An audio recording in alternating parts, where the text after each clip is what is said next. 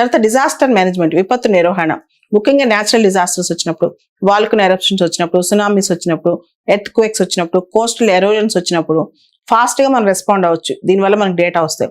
తర్వాత వ్యవసాయ రంగంలో, అగ్రికల్చర్ లో కూడా ఇది చాలా ఇంపార్టెంట్. క్రాప్ గ్రోత్ సంబంధించి, సాయిల్ మాయిశ్చర్ కి సంబంధించి, ల్యాండ్ యూజ్ కి సంబంధించి చాలా డేటా మనం త్వరితగతిగా వస్తుంది అనమాట. తర్వాత ఇన్ఫ్రాస్ట్రక్చర్ మానిటరింగ్, నిసార్ ద్వారా ఇన్ఫ్రాస్ట్రక్చర్ మానిటరింగ్ కూడా చేయొచ్చు అనమాట.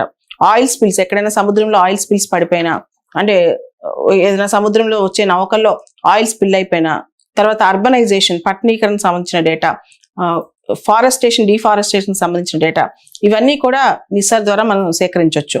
తర్వాత క్లైమేట్ చేంజ్, వాతావరణ మార్పు సంబంధించి, గ్లేషియర్స్ మెల్ట్ అయిపోతున్నా, సీ లెవెల్లో రైజ్ అవుతున్నా సరే, అండ్ కార్బన్ స్టోరేజ్ సంబంధించిన డేటా, ఇట్లా చాలా డేటా ఈ రాడార్ ద్వారా మనం పసిగట్టవచ్చు అనమాట.